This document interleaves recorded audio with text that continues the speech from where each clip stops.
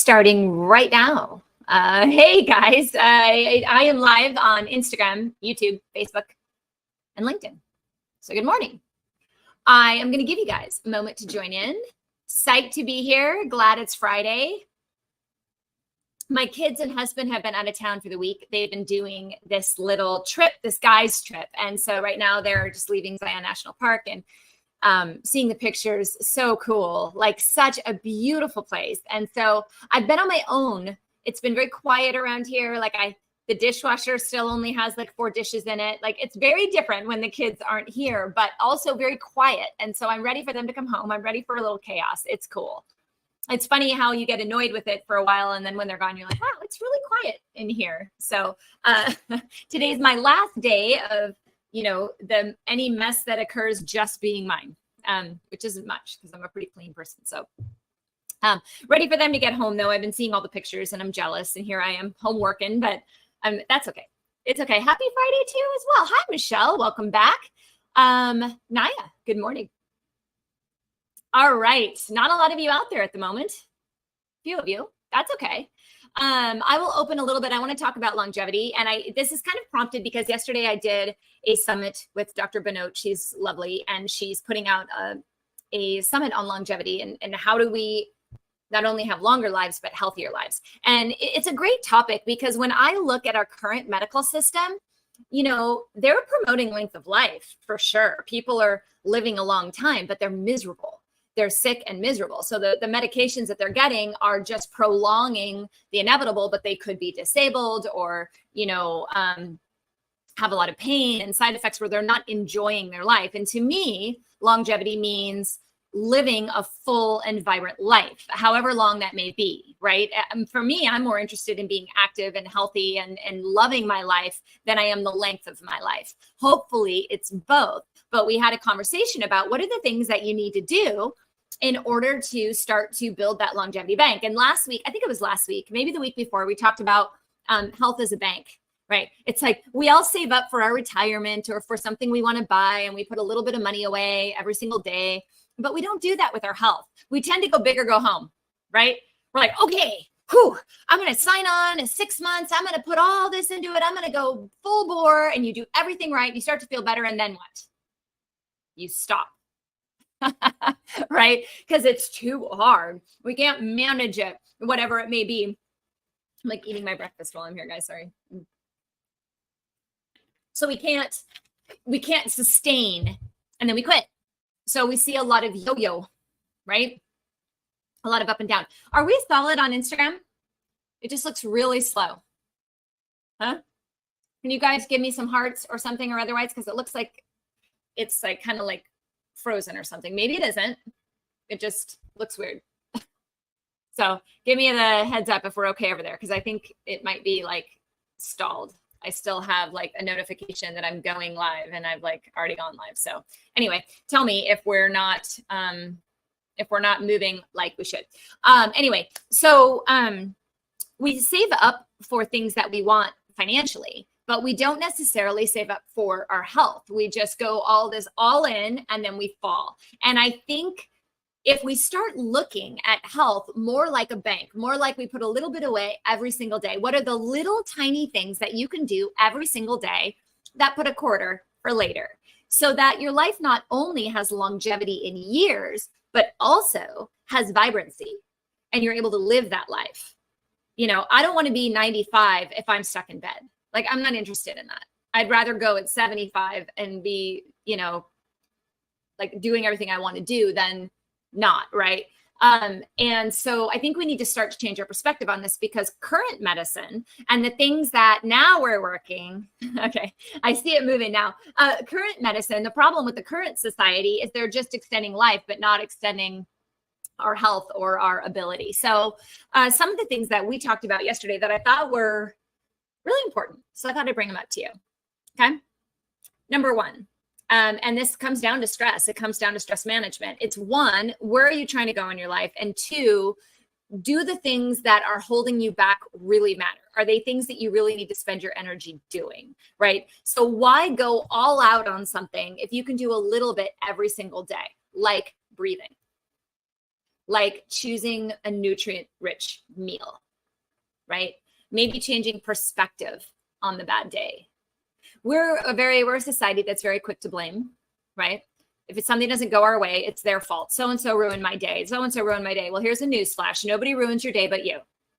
I say that to my kids all the time. Your brother did not ruin your day. You ruined your day because you reacted to what your brother said in a way that made it worse for you, right? We don't have to take things personally. We don't have to be offended.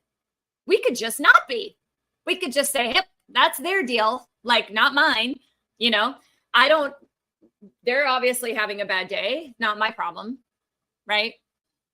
Or I don't have to have a good day, or I can have a good day if they're not having a good day. So I think we try to blame everything else. We blame all the situations. Well, we'll start this later because of X, Y, and Z. Oh, well, we can't commit to this because of X, Y, and Z. Oh, yeah, well, that's really hard. I don't know if I really want to put into it. If this is hard, start slower. So if I said to you, hey, I want you to change your diet, like if you join my program that's coming up, right? And I've had people bring this up. I have the Total Energy Turnaround program, and they're like, look, Dr. P, I'm slammed. I have this, I have that, I have this. I can't commit to this meal plan in entirety, so I'm not going to do it.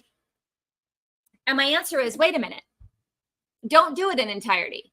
Do one meal. One meal. Just change one meal a day. Change breakfast. That's it.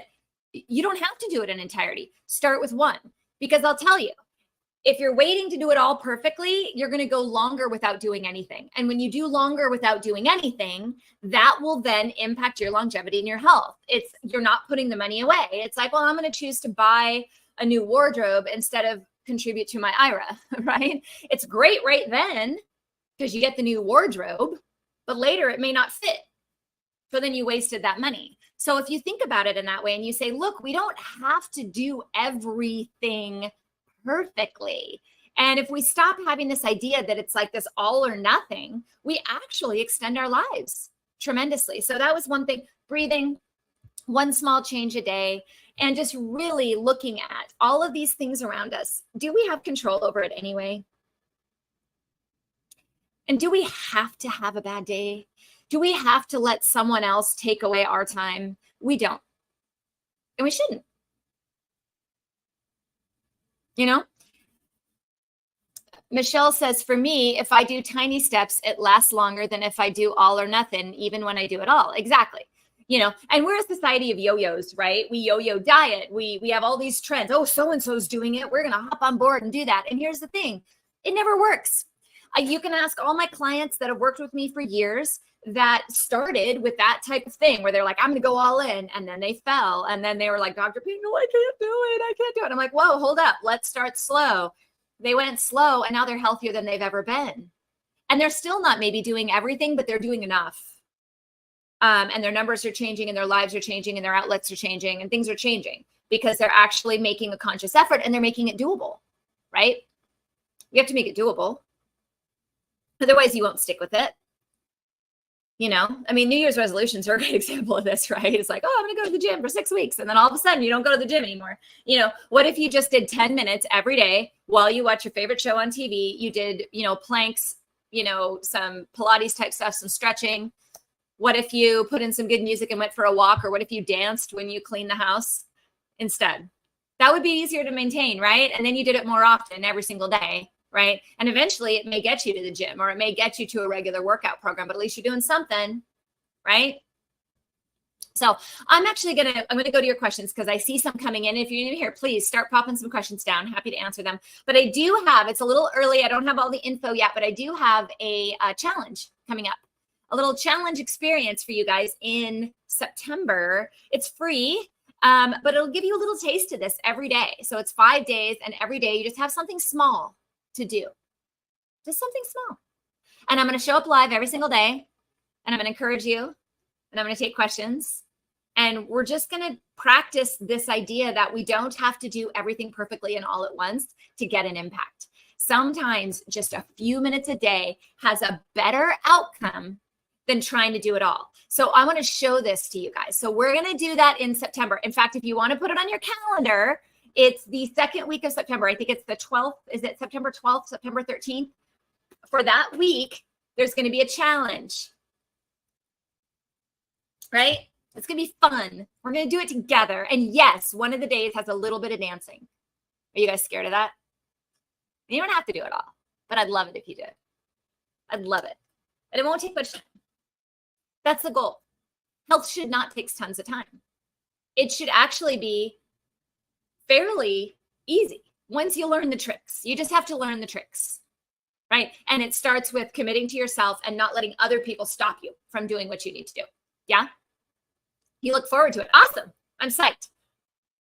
So it's a total energy reboot challenge, and it will be in September. So if you guys want to pop it on your calendar, I'll have more information coming out. It's free. You just have to sign up. So I know you're doing it. And then I have a live broadcast every day for questions. I think it'll be around 2 p.m. Pacific time, but and there'll be a masterclass at the end where we'll talk a lot about 10xing your life and increasing your energy and things like that. So that's the week of it. I'm way excited. I'm working on all of the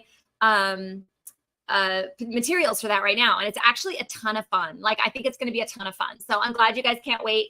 I will start announcing it. If you're on my email list, you'll definitely get an email about it. I'll be putting it up on social media. So just keep a lookout. Probably, I would say probably mid-August. We're a little early, but I will start putting some stuff up about it. But if you want to save the date, those are the dates.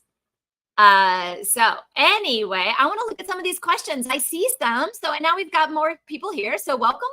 Nice to have you all. I'm live on multiple platforms. So I'm going to hop between each platform here and answer questions. Take a little bit of water here, and I will start with the first question and work my way. All right. Let me see. I did see. Okay, Insta's working now. Good morning. Good morning, Tara. How are you? I noticed that you voted on my story. So who likes to embarrass their children? That reel was so much fun to make. The one I have up right now of me in the car and Shay in the back, that reel was so much fun to make because I got to do it. Like, we did it fine. The first take was fine for me. Like, I was in, but Shay was just kind of like, what is she doing? And so, like, we did it a few times. And so I got to embarrass him over and over and over again. And we had the take. And I said to my my social media manager, I was like, let's do it again. Just because it was just too much fun to, like, get him riled up about it. My kids do know all those songs, by the way. Absolutely. Because the 80s, I mean, you can't beat it, right? But that was a ton of fun. And I think embarrassing my kids is something that's become a lot of fun for me because they're 13 and 16. So it's like, it's not hard to embarrass them. Okay. So, all right. So I have a question here on Instagram. When does the weight start to come off after you have calmed your adrenal systems? I have been doing breathing, meditation, and lifting weights. I am implementing dietary changes this week, like you said. Okay, so you haven't done it all yet, right? So here's the thing with adrenals is they wait till the last moment to lose weight. Why? Because when your body's under stress and it's been under consistent stress, it's protecting you by keeping a little bit of weight on. So it has to feel like that stress is not coming anymore. So you have to do all 4 things, in my opinion, and then I'll give you a timeline. So if you're doing all 4 things, you're doing nutrition, you're doing movement every day in the parasympathetic state, in the calm state, right? You have a proper supplementation. It could be also that you're doing some of the external things like breathing and meditation and lifting weights, but maybe there's a nutritional deficiency that needs to be addressed. There could be something internally that's causing stress as well that hasn't been found yet, right? So something's still causing stress in the body. The body hasn't chilled out yet. It may feel like it because you're like, oh, I feel what it's like to be calm. And that's awesome. And that's a great step. But there's also other things that could be going on causing stress. Maybe the detoxification mechanisms aren't working well. Maybe there's a deficiency in vitamin C, B vitamins, minerals. Maybe the thyroid's a little sluggish. There could be some things in there. Maybe the hormones are out of whack right now that need some support. So the supplement area might be an area that's needed. And then when all of those 4 come together and you've really addressed them all, it's usually 3 to 6 months. 3 months is early to lose weight, although I have had people lose it within the first couple weeks of the Total Energy Turnaround program. So it's kind of hit or miss. It comes to basically how many stressors are in the body and are you looking at all of them holistically? So you've made a great start. I don't know if you've considered my program. That might be something to consider. It's coming up in September as well. So we'll have the challenge, and then the total energy starts, I think, the week or two after that. That's always a great thing. I think getting a good lab workup and really seeing where are the hormones, what's everything going on is a good thing. If you guys are looking for self-order labs so that you can order labs yourself, I do have a link in my bio to do that. I have a bunch of panels in there. They don't go through insurance, it's self-pay, but the price is ridiculously, I mean, it's really good. So you could totally do that. But that's what I would say. If you haven't started to lose the weight, don't focus on the weight, focus on how you're feeling. Are you sleeping? Is your energy better? Is your mood better, right? Are you finding your digestion is better? Do you feel more energy after you eat? Do you have any symptoms left? You know, if you had hormonal symptoms, are they getting better? Look at the symptoms first before you look at the weight. Weight is a symptom, but it's also a protective mechanism. So you're not going to lose it until you get everything else in line. Not excessively. You might lose a few pounds here and a few pounds there, right? And no one ever wants to hear that answer. But I do think it's really important to look at also, since you're doing weights, are you getting stronger? Is your flexibility better? Is your balance better? Is your endurance better?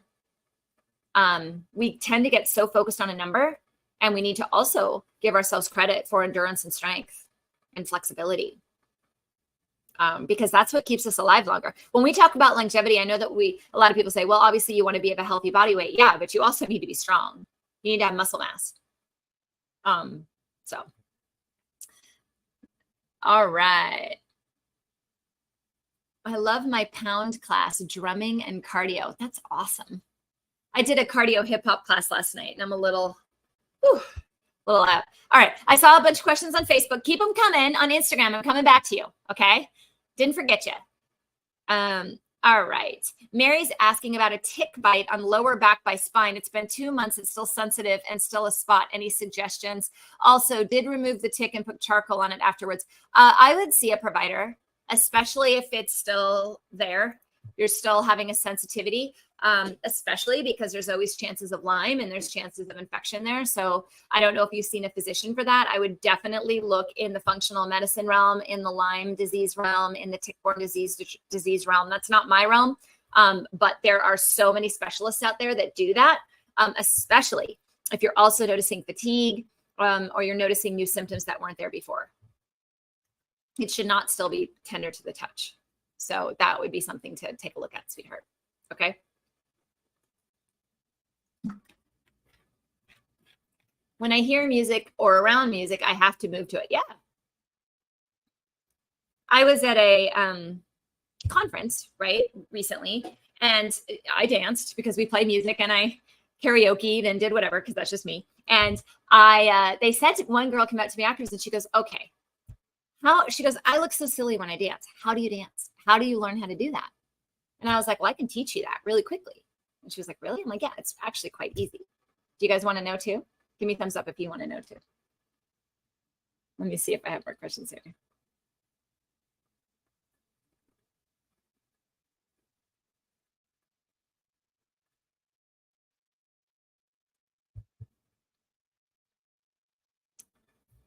You say, I'm actually following your book, so good points. And yes, my sleep needs help still. Otherwise, I think getting better. Good. Yeah. It takes time. You guys want to hear it? Okay. So most of us know how to just do like step together. And that's kind of what we do, right? We pick a song and we just hear a beat, whatever the bass beat is. And we just kind of, right? Is that what everyone does? So here's the thing. In every song, there's multiple beats. There's a bass beat, right? There's usually a melody, maybe right? And there's usually some sort of little like somewhere, right? So there's usually at least 3 different components to it. So you can dance to the bass beat, you can dance to the melody, right? Or you can dance the little So the first thing is pick a beat, go to it. Right? So let's say you're doing step together. Now do the exact same move. Don't change it. But this time just add some arms. Step together, or step together. Now just make it lower. Go down lower. Step together. Make it wider. Step together. It's making moves wider, lower, and higher. right? That's all it is, right? So practice that with just the bass beat. So if you're that step together person, just get lower, right? Get higher. Back up with it. Move to the side. Make your step bigger. A lot of people keep their feet real close together. Make the step bigger. Maybe add an arm, right? Now, when you get good at that, start listening. Is there another beat? Change your beat. Don't dance to the bass beat anymore. Now dance to the melody. So sometimes when there's a melody, it has varying things going on to it, and you kind of have to keep moving, and you're doing the same move. It's just you're changing the beat. And then listen for if there's an extra one over it. Doot, doot, doot, doot. You can even just stand there and only dance to that. So you could just kind of bounce along and then be like, doot, doot, doot, doot, doot, doot, right? Doesn't matter. When you get good at that, you mix them together and you switch the beat constantly and you switch the level constantly. It could literally be a step together every single time. You don't even have to learn a new move, right? Even when you turn, you're still step together, step together. If you go lower, step together, step together. I mean, it's the same move every single time. And I think we try to make it so complicated thinking that we have to do like all these crazy moves. It's not, especially in hip hop. It's just levels. That's all it is. Levels and different beats. So try it. I hope that helps some of you. So when you turn the music on to clean the house, now you know. Practice up and down. Make it wider and smaller. Add a little arm periodically. That's it. That's dancing. We always overcomplicate it. And then if you can smile, that helps. Or, then you start moving your head, start getting a little joy into it versus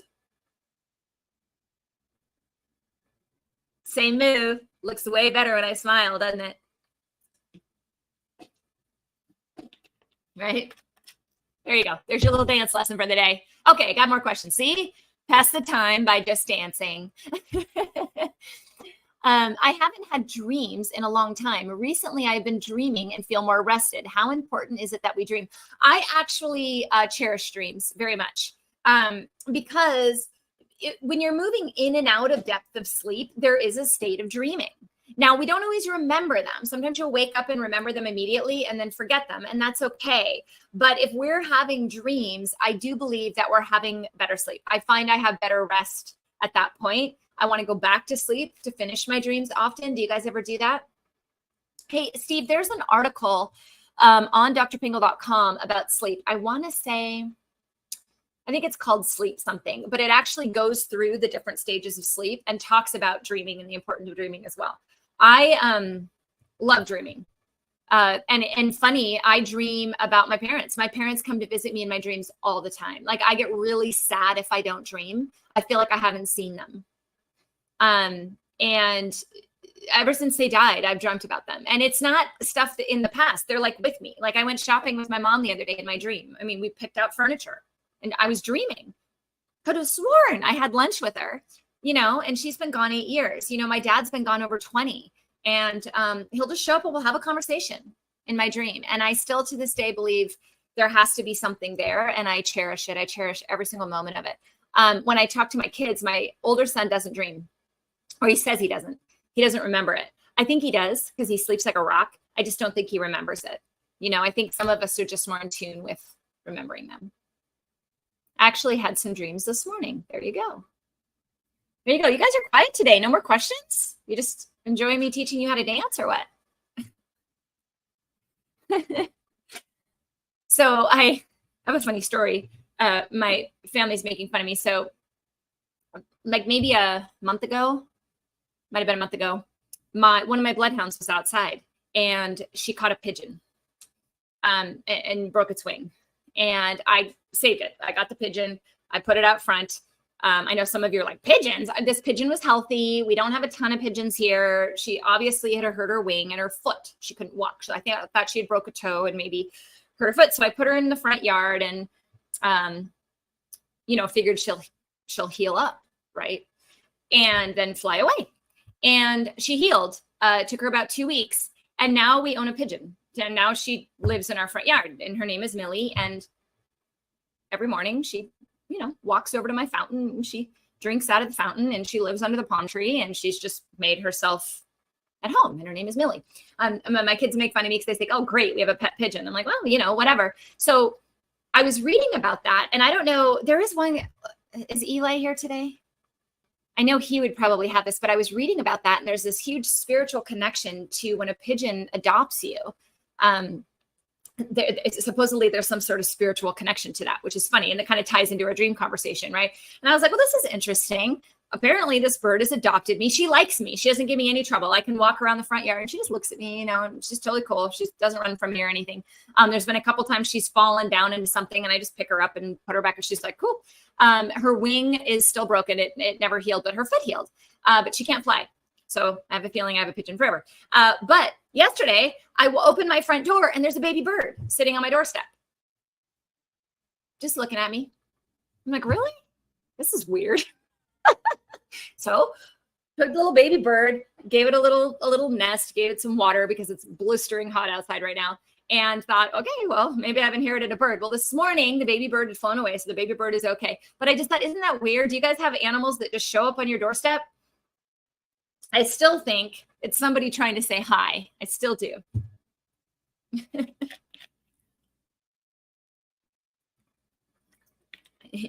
Bird whisperer, right? See, adrenal whisperer, bird whisperer. I don't know. I used to have birds, and in med school, I had a bird named Watson, and I would go to coffee shops to study, and Watson would come with me, and he'd sit on my shoulder, and he'd hide under my hair. When people would walk by to buy their coffee, he would pop his little beak out, and he would say, "Hello, Watson," and then he'd pop his little head back, or he'd be like, "Pretty bird, Watson." You know, because he wanted them to say, "Pretty bird, Watson. Watson, you're a pretty bird." So he would pop out from behind me to say it to them, hoping they would say it back. Oh, I loved Watson. He was a cool bird. He was a little Quaker parrot about this big. Lots of things to learn about Dr. Pingle today, right? I was going to be a veterinarian, so just keep that in mind. You guys don't have any questions today? Dr. Doolittle. Yeah. You guys are quiet. Was longevity not a fired up enough topic? Anyone seen anything in the news? One of you, speaking of animals, someone sent me, it wasn't Naya, I don't think. Maybe it was. One of you sent me something about Ozempic for dogs. I think it was a joke. Because, I mean, seriously, like if your dog is overweight, you just restrict the food and take it for a walk. You don't need to put it on a medication. It had to be fake. There's no way that anyone in their right mind would recommend that for a dog because you control their diet. So I don't know. That got me fired up a little bit. And then I thought, there's no way this is real. Maybe I don't. I get feathers dropping in my path all the time. There you go. Millie leaves me a feather quite often. Like, and I'll think, oh my gosh, what's wrong with Millie? Because I'll see a feather. And then I look around the corner and she's like, hi. You know, she's cool. She's all good. She loves my fountain. She just sits on my fountain and just kind of walks around it. She just kind of wobbles around it. I mean, she's really quite a comical bird. Totally healthy, like absolutely healthy. So I'm like, all right, well, if you want to live in my front yard, like have at it. Like, I'll talk to you every morning when I have my coffee. That's cool.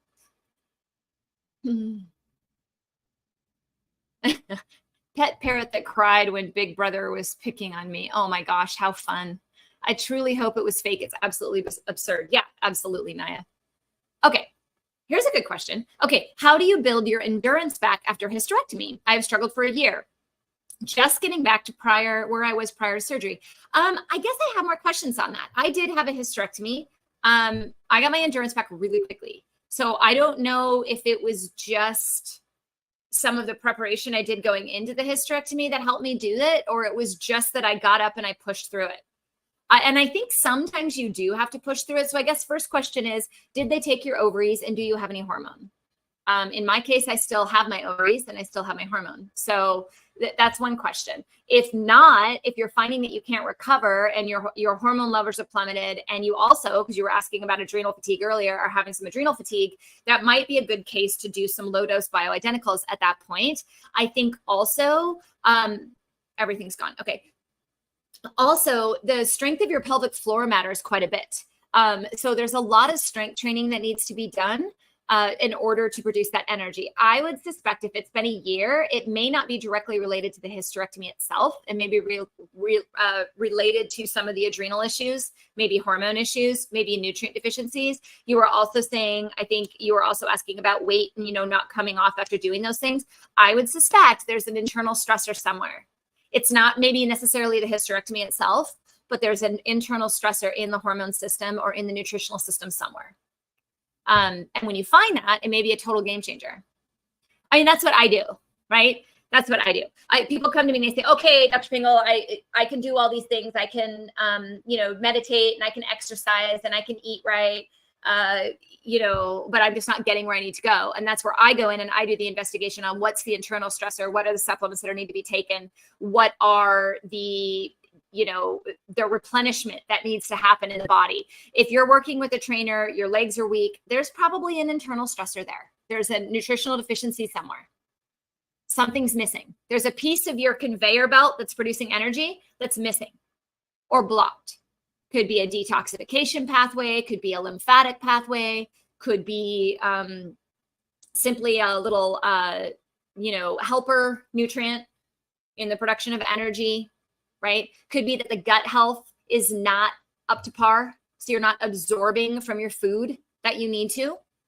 So if this is resonating with any of you and you're like, oh my God, I wish someone would do that. That's what I do. People say, what do you do? Do you just talk to people about mindset? I do. I spend a lot of time talking to my clients about mindset. There's no question, because you have to have that, but you also have to look for those internal stressors. That's where the doctor comes in, right? You guys can do a lot of this on your own. You can eat right, you can exercise, you can work on mindset, you can meditate, but where you need the doctor is to make sure that your chemistry is responding. And if your chemistry isn't responding to those efforts, you have to find that deficiency. You have to replenish that deficiency, and then keep trying and keep testing and keep moving forward. Those are the things that I would say, if you've had the hysterectomy, you're finding that you're weak, you're not losing weight, you're doing all the things that you have control over, right? That's when the doctor comes into play.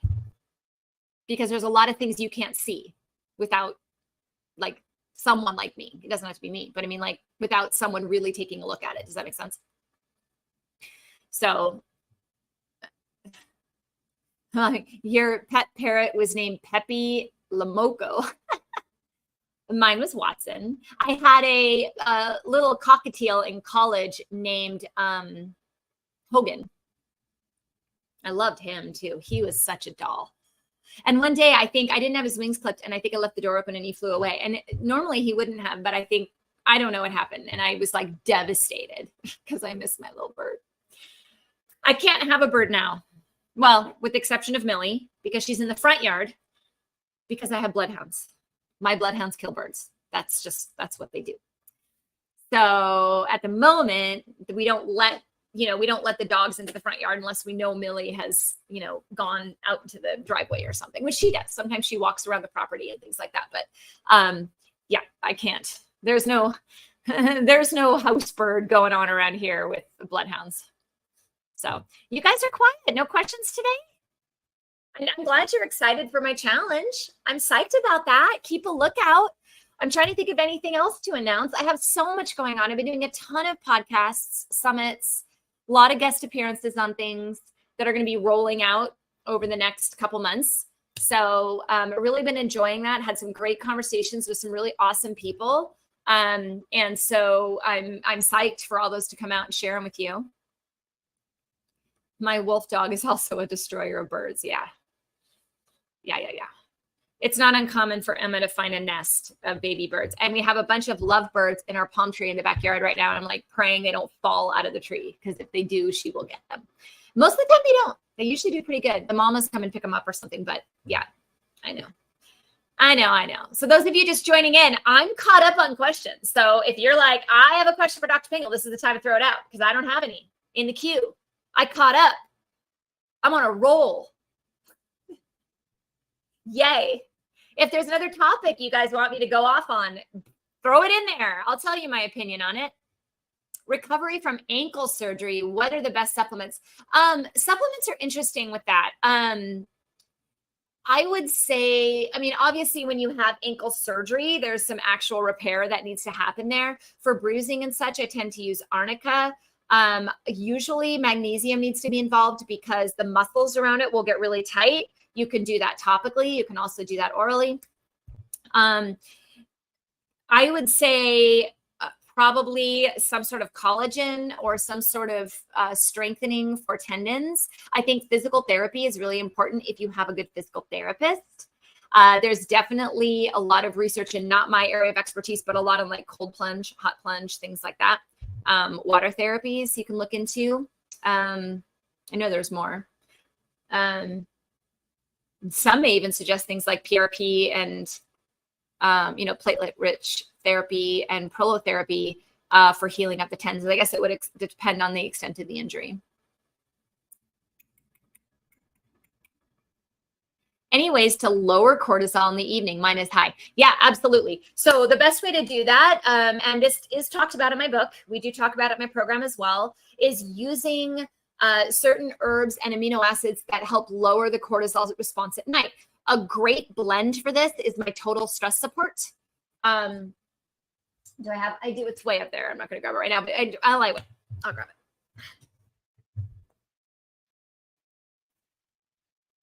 I just got a new order in. So my total stress support has phosphatidylserine, which is an amino acid. It has L-theanine, which is an amino acid that help lower the response to cortisol. I want to point out here, because a lot of people don't realize this. It's like I have clients that I put on, we were talking about hormones earlier, and let's say they take progesterone at night. A lot of people say they still can't sleep. And by adding something like this with it, it lowers the cortisol so that the progesterone can do its job. Because often what happens is we put the hormones in and we have adrenal fatigue. So the body converts that progesterone into cortisol. So this can help a lot also with efficacy of hormones and efficacy of supplements. So for example, let's say you take liver support at night so that you can clear the liver at night. If your cortisol is high, it will stop that from happening. So when you add in things like this, it can help downregulate the cortisol so that whatever else you're taking at night can be more effective. It also has a couple herbs in it: ashwagandha, rhodiola, eleuthero, and bacopa. But this is one of my favorites for that. You can find this from my website on my store, Total Health Apothecary. It is in my link in bio. And if you buy 3 supplements at once, you get a 10% automatic discount, just so you know. There are also subscribe and save deals. So if you want to subscribe and have it auto shipped, it takes money off, kind of like Amazon. Some ones that go great with this, if you're also trying to look to lower cortisol at night, is consider the magnesium powder as well. Taking magnesium and this together is a really nice mix. It really does help relax the body to sleep and also repair the body to sleep. And the bottom line is most of us are magnesium deficient. And I also find that we get better bowel movements when we do that in the morning. So your body can clear the toxins at night and then remove them. So I would say look at the Total Stress Support and my Total Magnesium Powder at minimum. There's a lot of other awesome supplements on there. So did that help? Is it possible that my testosterone cream is finally lowering my HRV? It's possible. I don't know, because there's so many other factors to ask with that. You know, how many medications are you on? Are you only taking testosterone cream? What's the dose? What's the level in the blood? Is it converting to estrogen? Are you balancing that out with progesterone? So I have a bunch of questions there to be able to answer that question. Typically, I won't find that testosterone will lower the HRV by itself. There's usually other factors involved with it. Sometimes I find it actually increases the HRV. It could, if there's a combination of factors that play there. We always get these questions right at the end. You guys need to come earlier and start giving me these questions. We're like right at the end and people are starting to ask questions. I love it. I'll give it a couple more minutes. I'm good. I've been taking 1/2 tablet of magnesium at night to help me sleep, but sometimes I feel a little groggy in the morning. It's 500 milligrams. Once in a while, I can't fall asleep. Yeah, depending on the form. Some forms help you sleep. Some forms don't. You may try taking it earlier in the day, not at bedtime. Sometimes that'll help too. A lot of factors there, right? Also, what other things are happening at night? Is the cortisol really high? Maybe combining it with something like this would be worth a shot. You know, you have to kind of play around with that a little bit. Magnesium's not a catch-all for everything. I think it's healthy and it's good. Most people need it, but the dosing and the timing of it may be more specific to symptoms and what you need, right? Yes, this helps. I did lax on my magnesium. Great. I love my magnesium powder that I have on the same website. It tastes really good, right? You can change the dose real easy because it's a powder. So if you need to go less, it's real easy. More, it's real easy. You're not having to like wolf down, 5 or 6 capsules at a time, which is nice. It's got a pretty good dose per scoop, and the scoop's really small. There's so many different magnesium. Yep, there are. One of the things during this challenge that I talked about, actually, you guys will be so excited. One of the days, the supplement day, we're actually going to talk about how to choose a good supplement, and we're going to read a label, and we're going to look at what forms are you looking for versus which forms do you want to ditch. Does that sound like a good topic? So that's one of this free challenge I have coming up in September. That's one of the days we're going to read labels, and we're going to figure out what are the right forms and what aren't the right forms. And so it's really important to pick forms that are absorbable. So NICs, the sulfate, and the oxides. And then sometimes you have to play around from that. I like magnesium glycinate because it also calms my mind, So there's a lot of different ways based on what it's paired with for different effects. Okay. Which mag? Yeah, I like glycinate. In the adrenal world, I like glycinate because it also calms the brain. But you could do like a taurate, orotate, but no sulfide or oxides, 0. Would dry brushing help with varicose veins? My husband is prone to them. I don't know of any direct studies on that, but I don't see why they wouldn't, right? Because anytime you're moving the lymph, and you're moving, a dry brushing is a fantastic practice in so many different ways. I don't know if there's any direct studies on that with varicose veins. I'd have to look, but I would imagine it wouldn't hurt the scenario. What are your ways of treating poison ivy? Gosh, Richard, I have no idea. Calamine lotion? I don't know. I'm sure there's tons of natural substances. I would imagine maybe coconut oil, maybe Manuka honey, but it's not something, being in the desert, we don't really have it. So it's not something I treat regularly. I don't know. Michelle, I take vitamin C and zinc. Then I started a supplement that has them in it. Is there too much of these vitamins? Yes and no. So first of all, typically over-the-counter vitamins won't have too much. So and short term, it's usually fine anyway, right? Depends on the form. Vitamin D, I would want to know your vitamin D levels first. If I know your vitamin D levels, I can tell you what your higher tolerance is, and then you monitor that. But typically when they add vitamin D, like to a multivitamin, they put hardly any in there anyway. And they usually put hardly any vitamin C in there anyway, and zinc even less. So, that's something that definitely can be reviewed and looked at. But no, it's, you like the sound of that challenge. Awesome. I'm psyched. I'm really excited. I'm building the challenge and I'm loving it. I just built the landing page this week. So excited. Like, I'm excited to do it with you guys. I think it'll be fun. Would a baking soda paste help with boson ivy? Oh, yes. Thank you. That's a great suggestion. Absolutely, it would. Sometimes I forget those things I learn in med school that they're in my brain and I learn them, but I haven't had to practice them. And then I forget. Yes. Baking soda paste. Absolutely. Absolutely. That would be a great. Okay. Let me finish up the last few questions and then I'm out of here. And I'll see you guys next week. So let's see. What's the best way to reduce the joint pains? Well, what are they from? Is there an autoimmune condition? Because that's going to be different than, say, if it's a magnesium deficiency, right? Or if it's a nutrient deficiency, or I often find joint pains, often we're not hydrated enough, right? So there's a lot of different options for joints depending on the cause. So find out why it's happening and then modify the diet and the supplements to that.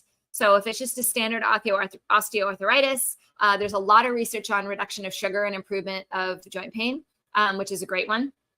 Definitely making sure that you're having good minerals. You're supporting the tendons and the joints with proper hydration. So hydration, a lot of times there's a lot of research on fish oil for this purpose as well. If it's rheumatoid and it has an autoimmune condition, those will all help. But then you also want to go even further with the diet on a really Mediterranean style, anti-inflammatory diet. Watch your inflammatory markers, keep your inflammatory markers low. It's stress reduction for sure. Anything autoimmune needs treatment of the adrenals. I haven't found a single autoimmune client anywhere. Hashimoto's, lupus, rheumatoid arthritis, celiac, Crohn's disease, any autoimmunity. If you have an autoimmune marker, if you have Hashimoto's, right? You have any of these markers, you need to pay attention to your adrenal health. 100% of the time. I have not met a single person in my entire career that's had antibodies against something that has not needed an active plan to support their adrenal glands. And when they do, they feel better every single time. They also need their gut health totally reworked. So it's gut and adrenal for autoimmunity. And I've seen it reverse when we look at that. So it's pretty cool. Pretty cool. Does the powdered magnesium help with going to the bathroom? Yes. Absolutely. All right, let's see. How to reduce trembling. Oh, William, that's a big one. It depends on why it's happening. Once again, what are the iron levels? What's the hydration level? What's the nutrition level? Do we have a nerve that's being blocked? These are things that I would start asking. Where is this coming from? How long has it been going on? Is there any sign of Parkinson's, right? Is this a lot of the times, if it's a fairly healthy person and I'm seeing trembling, we're looking at magnesium deficiencies, electrolyte deficiencies, hydration, oxygen deficiencies, a lot of minerals. I really be looking at the minerals nutritionally. But then I also look at, is the spine maybe blocking a nerve or blocking causing problems there? Is the muscle tetany? Is that why is the muscle too tight? Like, these are all things I'd be asking. And then when I figure out the answer, then I can tell you what to do about it. But it's really hard to just treat trembling. Like, that's just not, from a naturopathic perspective, you always have to look at the why. Always. That's how you find your answer. P.S. Love your dancing. Thank you. No problem. I have my ways. Just curious that. Oh yeah. Thank you. I love dancing. I mean, that's what I do. I love doing it, and I'd love to do more of it. Okay, you guys keep them coming. Maybe I need to start this live later. I feel like you guys bring all the questions in the last 5 minutes. I'm like, okay, I can do this. And the poor people on the replay are waiting for them, right? So if you're watching the replay and you made it all the way here, whoop, nice. Let's see. What do you recommend for lowering estrogen? I don't always recommend lowering estrogen, but it would depend on the balance to progesterone, your age, and your symptoms. But if you want something that's just a standard, off the cuff, lowering estrogen requires supporting the liver. So general liver support, DIM, indole-3-carbinol, diet, exercise. If you have a lot of fat mass, you have to switch that to muscle mass. So estrogen lives in the fat cells. So if you have an estrogen dominance, you've got to really look at leaning up, getting more muscle, and clearing the liver and supporting the liver, and kind of a general. Does migraine before period indicate low progesterone, high estrogen? It can. Migraine before period can be indicated by so many different things. I think it's smart of you to look at the balance of those two, though, because that's where we have a big shift, right? But it could also be that your hormones are okay, but the liver isn't processing well during that time because the progesterone goes up real high during that time. And it could be that the either when they drop, the drop in hormones is causing it. It could also be that the liver is struggling to clear excess hormone. So there's a couple different things to look at there. Thoughts on creatine to help build muscle? Yeah, I mean, a lot of people use it, and my son uses it. I don't have a problem with it. You just have to watch your kidneys. You just have to make sure you have good kidney health. All right, you guys rock. We got, look how many questions we did in the last 5 minutes. So, all right then. Today was one of those days. I'll be back next week. I will be here Friday as usual. For those of you that were new, if you didn't speak up, this is a live Q&A. And when you guys don't have questions, I just talk about whatever I want to talk about. So if you have topics you want to hear about, this was helpful to you, please share. If you like the reels coming out that are more fun, please share them, because it just gets more traction, more eyes on me, more people that I can help. And that's why I'm here, right? A lot of people say, gosh, why do you dance in these reels? Why do you do these silly mom reels and stuff? And they're not necessarily health related. I think in some respects they are, because I think we all need to realize that we're all under a tremendous amount of stress and we don't always recognize it. Number two, I think finding more people to laugh is a good thing, but also it just gets more eyes on me so that people can come and ask questions and I can help benefit you guys further. That is why I'm here. I'm not here to talk to myself. So help me spread the word. And I'll keep you guys all posted on the challenge. If you were looking for the total stress support or the total magnesium, my link in bio has a link to my store. You can also go to my website, drpingle.com. Off I go for my day. You guys have a great weekend. Talk to you soon. Bye.